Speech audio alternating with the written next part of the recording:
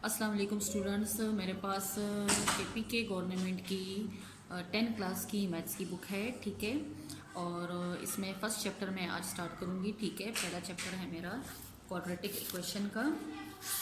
ठीक है, quadratic equation में मैं ज़्यादा टाइम नहीं लूँगी आप लोगों का। ठीक है, मैं आपको डायरेक्टली आपको बताऊँगी। जैसे कि आप लोग 10 के स्टूडेंट्स हो तो आपको काफ़ी कुछ पता होगा मैथ्स का। ठीक है, इसलिए मैं क्वाड्रेटिक इक्वेशन का आपको खाली इतना बताऊँगी जिसमें हमारे पास हाईएस्ट पावर 2 हो, स्क्वायर हो। ठीक है, तो वो हमारे पास क्वाड्रेटिक इक्वेशन कहलाती है। और क्वाड्रेटिक इक्वेशन जो है वो 3 मेथड से जो है सॉल्व की जाती है। ठीक है, पहला मेथड हमारे पास फैक्टराइजेशन होता है, दूसरा हमारे पास क्या कहते हैं उसको, कंप्लीटिंग द स्क्वायर होता है, और तीसरा हमारे पास क्वाड्रेटिक फार्मूला होता है। ठीक है, तो मैं अपने इस वीडियो में आपको how to solve quadratic equation by factorisation method बताऊंगी। ठीक है, अच्छा जी। और फैक्टराइजेशन में क्या क्या ट्रिक्स होते हैं, किस तरह से हम उसको सॉल्व करते हैं, ये भी इंशाल्लाह मैं आपको डिटेल में बताऊंगी। अगर आपको वीडियो पसंद आ जाए, आपको समझ आ जाए, तो काइंडली वीडियो को शेयर कीजिएगा, लाइक कीजिएगा और सब्सक्राइब कीजिएगा। ठीक है, अच्छा जी। देखें, सबसे पहले हमारे पास जो एग्जांपल यहाँ पर बुक में गिवन है वही मैं उठा रही हूँ। ठीक है, वो आपके पास है 2x² + 2x - 11 = 1। अगर देखा जाए तो यहाँ पर हमारे पास इक्वेशन है। ठीक है, इक्वेशन ऑलरेडी आपको पता है। जिस अलजेब्रिक स्टेटमेंट में आपके पास लेफ्ट हैंड साइड और राइट हैंड साइड की इक्वलिटी शो हो रही होती है, वो आपके पास क्वाड्रेटिक इक्वेशन कहलाता है। ठीक है, और क्वाड्रेटिक तब बनता है जब हमारे पास हाईएस्ट पावर उसकी 2 हो। ठीक है, वेरिएबल की। ठीक है, अच्छा जी। अब यहाँ पर आपके पास क्वाड्रेटिक इक्वेशन गिवन है 2x² + 2x - 11 = 1। सबसे पहले आपने सॉल्यूशन में क्या करना होता है, यहाँ पर सॉल्यूशन गिवन है लेकिन यहाँ पर चूंकि बुक है तो शॉर्टकट आपको बताया जाता है। ठीक है, हर एक स्टेप 1 बाय 1 आपको सॉल्व करके नहीं बताते। ठीक है, तो लिहाजा मैं यहाँ पर कोशिश करूँगी कि आपको A to Z यहाँ की समझ आ जाए कि किस तरह से कौन सा वाला स्टेप जो है वो आया है या सॉल्व हुआ है। ठीक है, अच्छा जी। अब जब 2x² + 2x - 11 = 1 है तो हमारी सबसे पहली कोशिश होगी कि हम उसको स्टैंडर्ड फॉर्म में लेकर आए। ठीक है, ये इक्वेशन हमारे पास स्टैंडर्ड फॉर्म नहीं है। स्टैंडर्ड फॉर्म हमारे पास क्वाड्रेटिक इक्वेशन का क्या होता है, उसमें आपके पास ax² + bx + c = 0। Standard form हमेशा आपके पास = 0 के होता है। तो फैक्टराइजेशन में सबसे पहले आपने इक्वेशन को स्टैंडर्ड फॉर्म में लेकर आना होता है। स्टैंडर्ड फॉर्म मतलब आपके पास राइट साइड पर आपके पास हमेशा 0 होना चाहिए। ठीक है, तो यहाँ पर हमने क्या करना है, देखें 3 टर्म्स ऑलरेडी आपके स्टैंडर्ड फॉर्म में होते हैं। ठीक है, पहले वाले टर्म में वेरिएबल की पावर स्क्वायर होती है, दूसरे वाले टर्म में वेरिएबल की पावर 1 होती है, तीसरे में आपके पास कांस्टेंट होता है, और इक्वल के राइट साइड पर आपके पास हमेशा 0 होता है। ठीक है, तो अब यहाँ पर चूंकि हमारे पास बाकी 3 तो सही हैं लेकिन इक्वल के राइट साइड पर आपके पास 0 नहीं है, आपके पास 1 है। ठीक है, तो लिहाजा इस 1 को हमने क्या करना है, ख़त्म करना है। ठीक है, अब इसको ख़त्म कैसे करेंगे, जाहिर है जब ये +1 है, अगर इसके साथ हम -1 लगाएंगे तो यहाँ पर हमारे पास 0 हो जाएगा। ठीक है, 1 - 1 0। इसलिए यहाँ पर साइड पर आपको गिवन है कि सब्ट्रैक्ट 1 फ्रॉम ईच साइड। अब जाहिर है ये भी आपको पता होगा कि जब भी हम कोई ऑपरेशन अप्लाई करते हैं किसी इक्वेशन पर, तो जो कुछ हम राइट साइड पर करते हैं वही हम लेफ्ट साइड पर करते हैं, या अगर हम लेफ्ट साइड पर कुछ चेंजेस लाना चाहते हैं इक्वेशन में तो वही ऑपरेशन हम फिर राइट साइड पर भी करते हैं। तो लिहाजा यहाँ पर हमने इधर राइट साइड पर 0 लेकर आना है, इस 1 को हमने ख़त्म करना है, तो यहाँ पर हमने -1 करना है। ठीक है, 1 - 1 मतलब 1 को हमने यहाँ पर सब्ट्रैक्ट करना है। तो जब हम यहाँ पर 1 को सब्ट्रैक्ट करेंगे तो जाहिर है हम दूसरी लेफ्ट साइड पर भी 1 को जो है माइनस करेंगे। ठीक है, वही ऑपरेशन हम दूसरी तरफ भी अप्लाई करेंगे। तो यहाँ पर इन्होंने डायरेक्ट किया हुआ है 2x² + 2x - 11 = 1। ठीक है, ये अगर मैं आपको एक पेज पर करके दूँ, ठीक है, फॉर एग्जाम्पल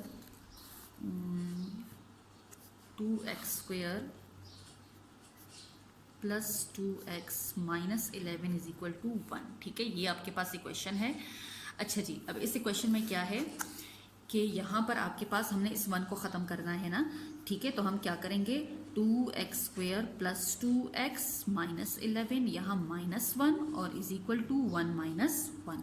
ठीक है, हमने वो -1 का जो कहा था कि हमने बोथ साइड पर सब्ट्रैक्ट करना है, वो हमने बोथ साइड अप्लाई कर लिया।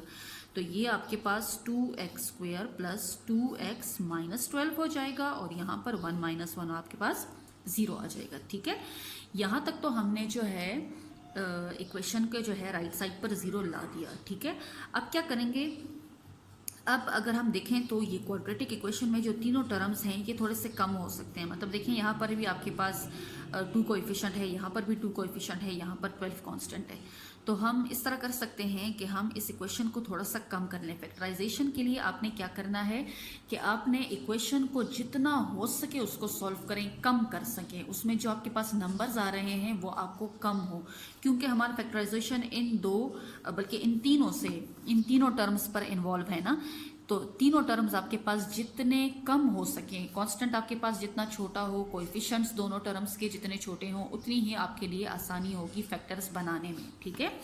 तो लिहाजा अगर मैं इन तीनों टर्म्स को 2 पर डिवाइड करूं तो यहाँ से भी मेरे पास 2 खत्म हो जाएगा, यहाँ से भी 2 खत्म हो जाएगा, और 12 भी अगर 2 पर डिवाइड हो जाए तो मेरे पास 6 आ जाएगा, ठीक है। इसलिए आप लिखोगी कि डिवाइडिंग बाय 2, ठीक है। अच्छा जी, अब वही बात है, अब मैं 2 को डिवाइड कर रही हूँ, ठीक है। जब 2 को मैं डिवाइड कर रही हूँ तो जाहिर है अगर मैंने एक साइड पर मैंने 2 को डिवाइड करना है तो वही मेरी दूसरी तरफ भी 2 पर डिवाइड होगी, ठीक है। वही ऑपरेशन मैंने दूसरी साइड भी करना है।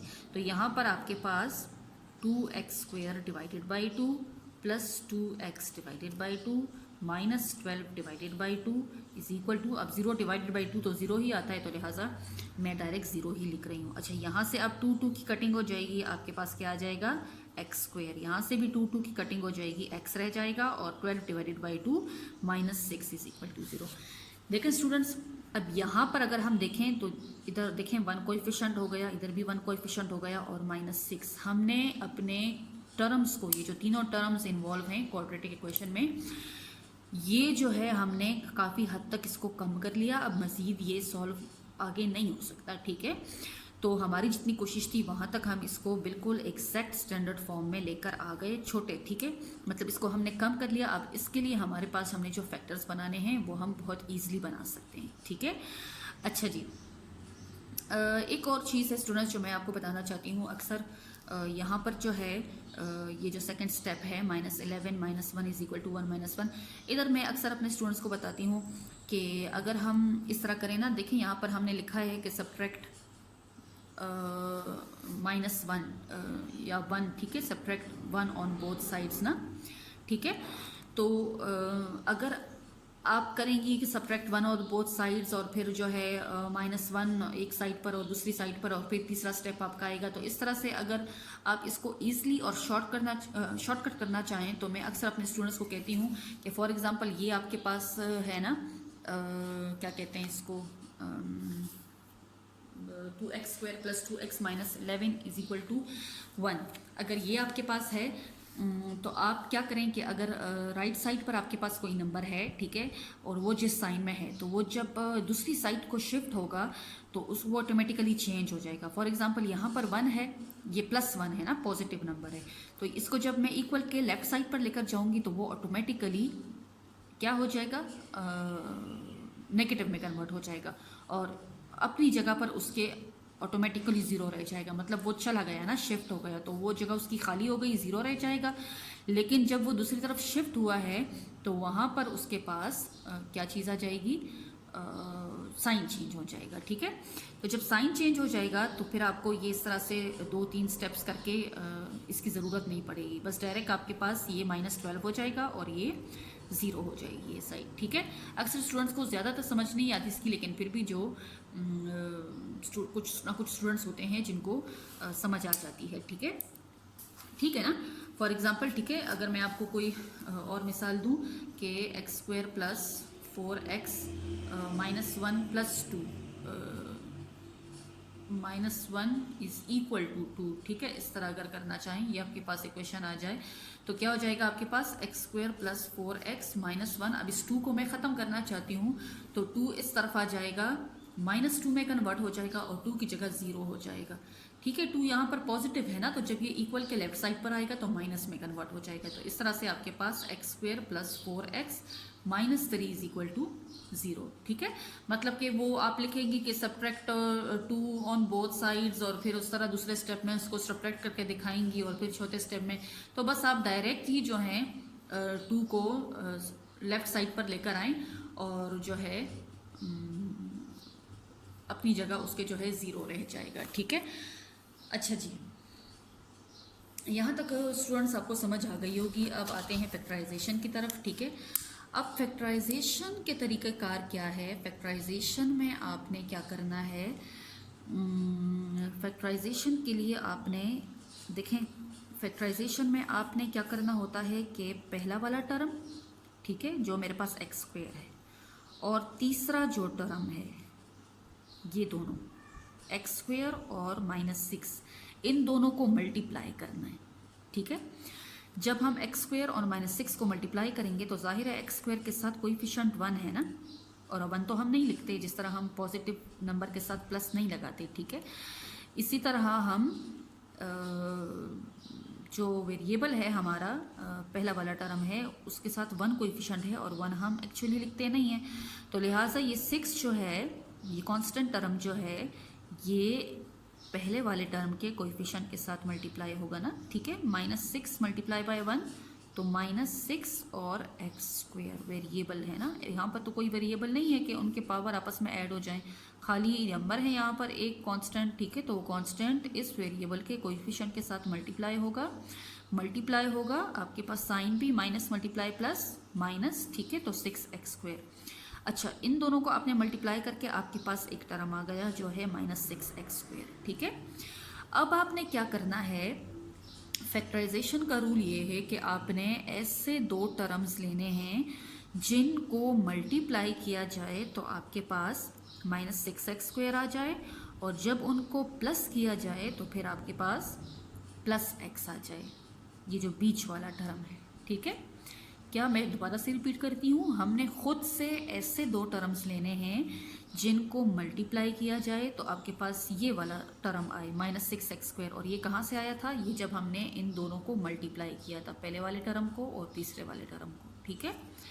इन दोनों को जब हमने मल्टीप्लाई किया तो हमारे पास ये आया। अब हमने खुद से ऐसे टर्म्स लेने हैं जो क्या करें, जिनको मल्टीप्लाई किया जाए तो -6x स्क्वेयर आए, और जब उनको ऐड किया जाए या सब्ट्रैक्ट किया जाए तो फिर आपके पास +x आ जाए, ठीक है। ये जो मिड वाला टर्म है ये आए। अच्छा, अब इसके लिए तरीक़ेकार क्या है? इसके लिए आपने क्या करना है कि आपने, हमारे पास 6 है ना, पहले आप इस कोएफिशिएंट को देखें, ठीक है। 6 है तो हमने क्या करना है कि 6 के लिए आपने फैक्टर्स देखने हैं 6 के, कि 6 जो है वो कौन कौन से टेबल में आता है, ऐसे कौन से नंबर्स हैं जिसके टेबल में 6 आता हो, ठीक है। अगर हम देखें तो देखें 1 multiply by 6 is equal to 6, 6 multiply by 1 is equal to 6, और 2 3s आर 6, ठीक है, और 3 2s आर 6। और तो मेरे पास या टेबल्स नहीं है, 4 के टेबल में नहीं आता 6, 5 के टेबल में नहीं आता 6, ठीक है। तो इस तरह से खाली 1 के टेबल में आता है, 6 के टेबल में आता है, 2 के टेबल में आता है और 3 के टेबल में आता है। तो जाहिर है 2 और 3 ये भी सेम है, 2 3s आर और 3 2s आर, यहाँ पर भी 1 6s आर और 6 1s आर, ठीक है। मतलब कि आपके पास खाली ये 4 तरीके हैं, ये 4 कोएफिशिएंट्स आपके पास आ सकते हैं जिसको जब आप मल्टीप्लाई करें तो आपके पास 6x स्क्वेयर चांसेस है ना, ठीक है। 6x स्क्वेयर आ जाए -6x स्क्वेयर, और जब इनको प्लस किया जाए तो आपके पास +6 आए, ठीक है। अब देखें, अब 1 और 6 को अगर मैं मल्टीप्लाई करूंगी, ठीक है, देखें अगर मैं x लिखूँ ना, x और 6x, ठीक है। एक मैंने x ले लिया, मतलब एक्स स्क्वेयर भी चाहिए ना मुझे, खाली 6 तो नहीं है, एक्स स्क्वेयर भी चाहिए। और एक्स स्क्वेयर कब आएगा मेरे पास? जब मैं 2 एक्सिस को मल्टीप्लाई करूंगी, ठीक है। क्योंकि यहाँ पर देखा जाए तो इधर तो पावर 1 है, और यहाँ पर देखा जाए तो यहाँ पर एक्स स्क्वेयर है, पावर 2 है। तो जाहिर है जब मैं 2 एक्सिस को मल्टीप्लाई करूंगी तो मेरे पास स्क्वेयर आएगा, और जब मैं 2 एक्सिस को प्लस या, ठीक है, x प्लस एक्स या सब्ट्रैक्ट करूंगी, सब्ट्रैक्ट करने से तो कटिंग हो जाएगी, 0 हो जाएगा, जो मुझे नहीं चाहिए, ठीक है। इसलिए मैं एडिशन का साइन ले रही हूँ। x प्लस एक्स करूंगी तो जाहिर है पावर तो फिर ऐड नहीं होते, फिर तो आपके पास कोएफिशिएंट्स ऐड होते हैं, तो यहाँ मेरे पास 2x आ जाएगा। आपको समझ आ रही है स्टूडेंट्स, ठीक है। मैं एक नंबर के साथ भी x लगाऊंगी और दूसरे साथ भी x लगाऊंगी। क्यों लगाऊंगी? क्योंकि जब मैं उन दोनों को मल्टीप्लाई करूंगी तो मेरे पास x स्क्वायर आ जाएगा, और जब मैं उनको ऐड करूंगी या सब्ट्रैक्ट करूंगी तो मेरे पास वही 1 पावर वाली आएगी x, क्योंकि यहाँ पर मुझे एडिशन में 1 पावर चाहिए और यहाँ पर मल्टीप्लिकेशन में मुझे स्क्वायर चाहिए। ठीक है, अब देखें, मैंने आपको बताया ना कि 1 6 जार 6 आता है, 6 1 जार 6 आता है, 2 3 जार 6 और 3 2 जार 6। ठीक है, अब देखें, अगर मैं ये वाला पोर्शन लूँ 1 मल्टीप्लाई बाई 6, ठीक है, तो 1 ये x ले लिया मैंने और 6 के साथ x, यहाँ से मेरे पास क्या आ गया, x मल्टीप्लाई ये मेरे पास 6x स्क्वायर आ गया। फिलहाल साइन तक मैं नहीं जाती ना, साइन का भी मस्ट बहुत ज़्यादा इफेक्ट है। ठीक है, वो साइन तो बहुत इंपॉर्टेंट है, लेकिन फिलहाल मैं आपको खाली इतना समझा रही हूँ, साइन तक मैं नहीं जाती। ठीक है, 6x स्क्वायर। अच्छा जी, अब 6x स्क्वायर यहाँ से आ गया। अब मैं ये दो टर्म्स मैंने लिए ना, जिनको मैंने मल्टीप्लाई किया तो 6x स्क्वायर आया। लेकिन अगर मैं इनको ऐड या सब्ट्रैक्ट करूँ, सब्ट्रैक्ट का साइन भी मैं लगा लेती हूँ, ऐड या सब्ट्रैक्ट करूँ तो देखें, अगर मैं ऐड करूँगी x प्लस 6x तो 7x आ जाएगा, और अगर मैं सब्ट्रैक्ट करूँगी तो +1 और -6 -5x आ जाएगा, जो कि यहाँ पर खाली +x है या सिर्फ 1 कोएफिशिएंट का x है, जो मुझे नहीं चाहिए। यहाँ पर इनको ऐड या सब्ट्रैक्ट करके मेरे पास एक तरफ 7x आ रहा है और दूसरी तरफ -5x, लिहाजा ये वाला तो गलत, ये दो टर्म्स में नहीं ले सकती, क्योंकि मुझे एडिशन और सब्ट्रैक्शन में खाली +x चाहिए। यहाँ तक समझ आई?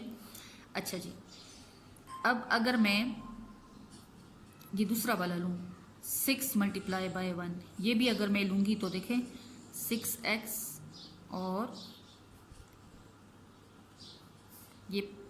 ये वाला है ना मल्टीप्लाई बाय x। ठीक है, तो फॉर एग्जांपल देखें, यहाँ पर मैंने यहाँ पर भी आपके पास क्या आ जाएगा 6x और मल्टीप्लाई बाय x। ठीक है, तो यहाँ से भी मेरे पास 6x स्क्वायर ही आएगा। ठीक है, 6x स्क्वायर। लेकिन अगर मैं एडिशन करूँ इनकी 6x प्लस या माइनस सिर्फ x है ना, ठीक है, तो ये आपके पास क्या आ जाएगा 6x अगर प्लस x है तो ये भी आपके पास वही 7x आएगा, और 6x माइनस x है तो ये भी आपके पास 5x आ जाएगा। ठीक है, 6 माइनस 5, इधर 1 कोएफिशिएंट है ना, तो 6 माइनस 1 5x। फिर से मेरे पास वही 7x और 5x चाहिए, जो मुझे नहीं चाहिए, मुझे 1x चाहिए, लिहाजा ये भी फ्लॉप हो गया, ये भी मैंने नहीं लेना। अब क्या है मेरे पास 2 3 जार, ठीक है, 2 और 3 रह गए। अब अगर मैं 2x लूँ और 3x लूँ, ठीक है, तो 2 3 जार 6 और x इंटू x स्क्वायर।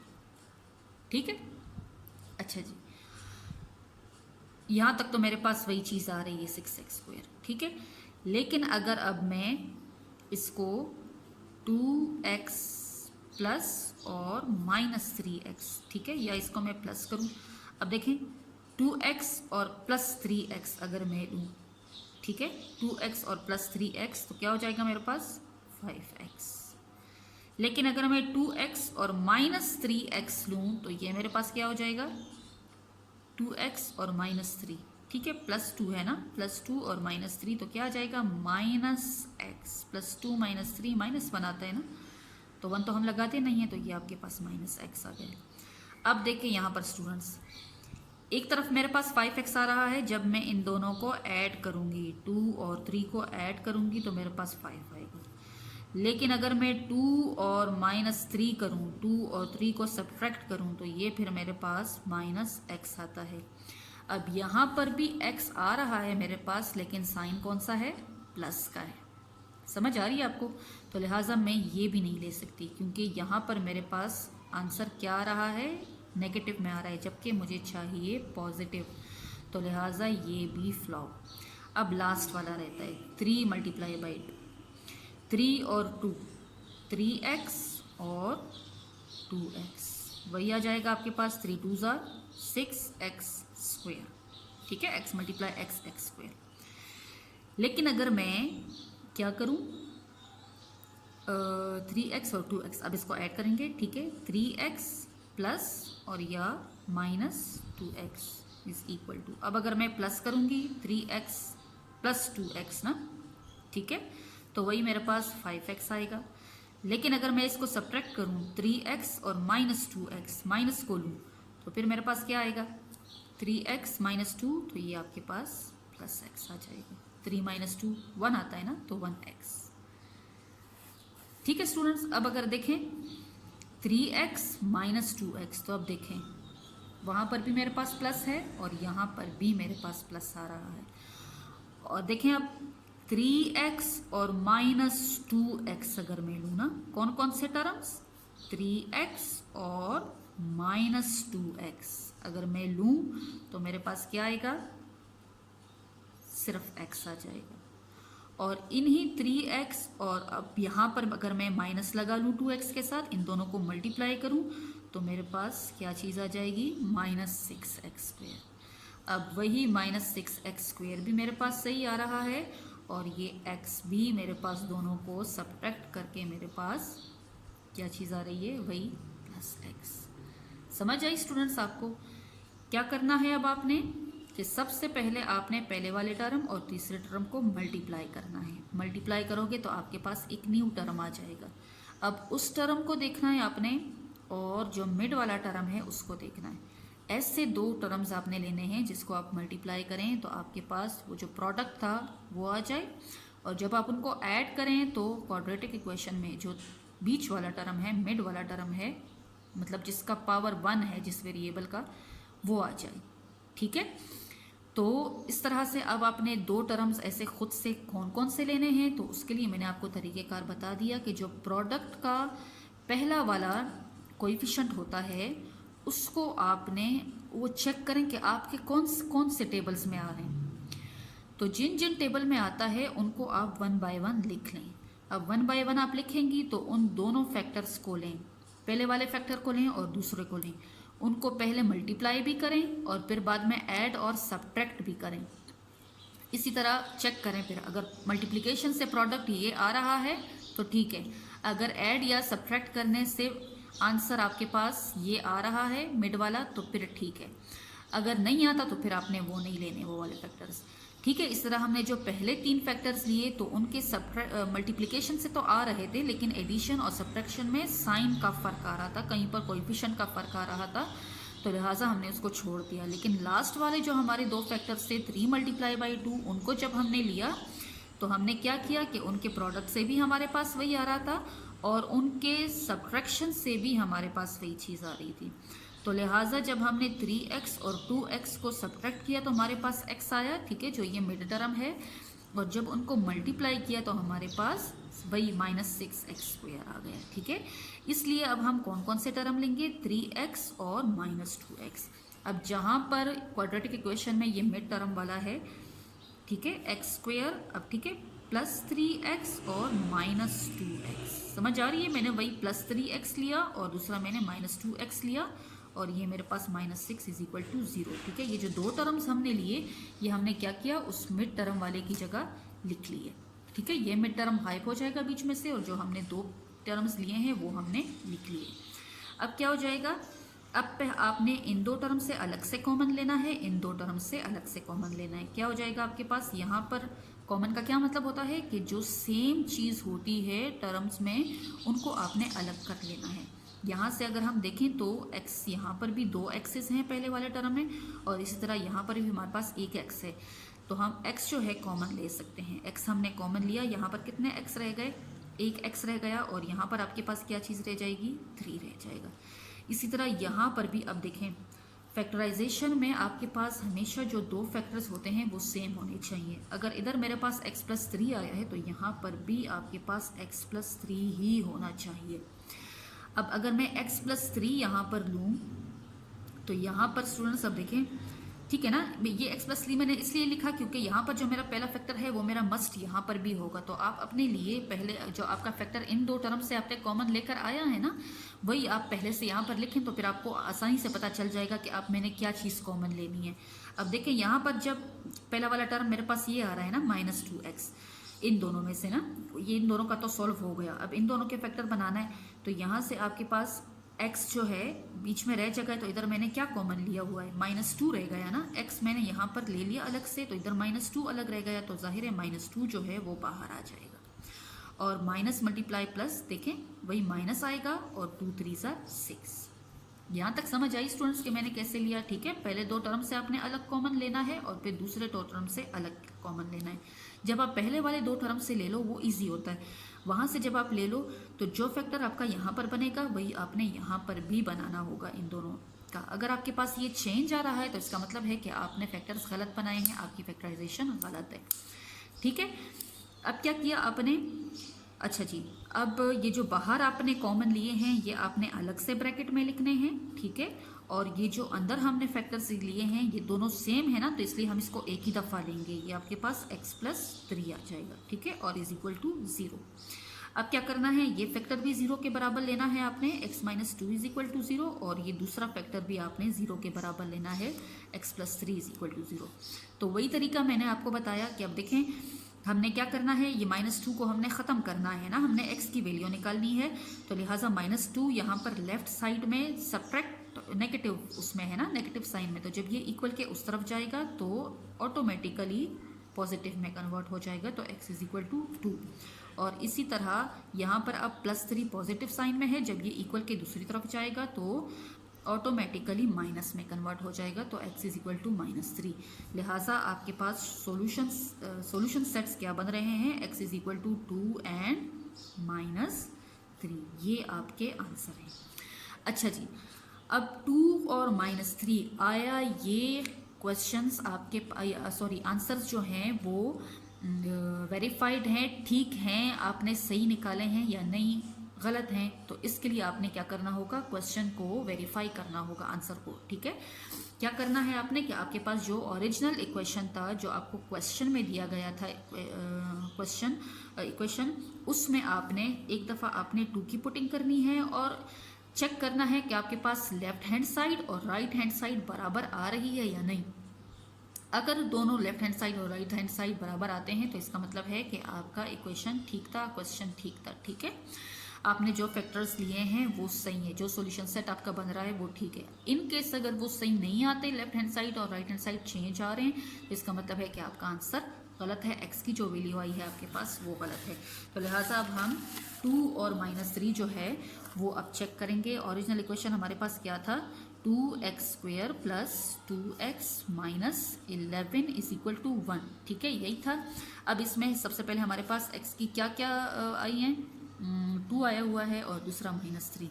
अब हम पुटिंग करते हैं इसमें। ठीक है, तो 2 × सबसे पहले हम 2 पुट करेंगे, x की जगह हम 2 पुट करेंगे, प्लस 2 × x की जगह भी 2 पुट करेंगे, -11 = 1। ठीक है, तो जाहिर है हम पहले स्क्वायर सॉल्व करते हैं। ये आपके पास 2 2 4 आ जाएगा, यहाँ पर भी आपके पास 4 आ जाएगा, -11 = 1। ठीक है, तो 2 4 8 + 4 -11 = 1। ठीक है, अब आपको पता है स्टूडेंट्स के बोर्ड मास रूल के मुताबिक हम क्या कहते हैं, पहले हम एडिशन करते हैं उसके बाद सब्ट्रैक्शन। ठीक है, तो यहाँ पर +8 है और +4, ये आपके पास क्या आ जाएगा, 12 और -11 = 1। ठीक है, तो 12 - 11 आपके पास 1 = 1। ठीक है, प्रूफ हो गया कि आपके पास लेफ्ट हैंड साइड जो है वो बराबर है राइट हैंड साइड की, तो लिहाजा ये जो x = 2 हमारा आया था वो बिल्कुल सही है। ठीक है, अब हम -3 के लिए पुट करते हैं, 2 × x स्क्वायर + 2x - 11 = 1। अब -3 के लिए पुट करेंगे। ठीक है, -3, तो ये आपके पास -3² + 2 × -3 -11 = 1। ठीक है, तो यहाँ पर भी पहले स्क्वायर सॉल्व होगा, 3 3 9 और माइनस मल्टीप्लाई माइनस प्लस हो जाता है। ठीक है, यहाँ से भी अब प्लस मल्टीप्लाई माइनस माइनस और 2 3 6 -11 = 1। 2 9 आपके पास 18 आ जाएगा, और अब -6 और -11 -17 आ जाएगा ना। ठीक है, और = 1, तो 18 - 17 वही = 1 आपके पास आ रहा है। यहाँ से भी आपके पास प्रूफ हो गया कि लेफ्ट हैंड साइड और राइट हैंड साइड क्या हैं, बराबर है। ठीक है स्टूडेंट्स, होप कि आपको मेरी फैक्टराइजेशन की समझ आ गई होगी, मेरे पढ़ाने की। ठीक है, अगर आप लोगों को अच्छा लगा है, आप लोगों ने कुछ सीखा है, ठीक है, तो काइंडली वीडियो को शेयर करें, लाइक करें और सब्सक्राइब करें। ठीक है स्टूडेंट्स, इंशाल्लाह नेक्स्ट वीडियो में आपसे मुलाकात होगी एक नए क्वेश्चन के साथ।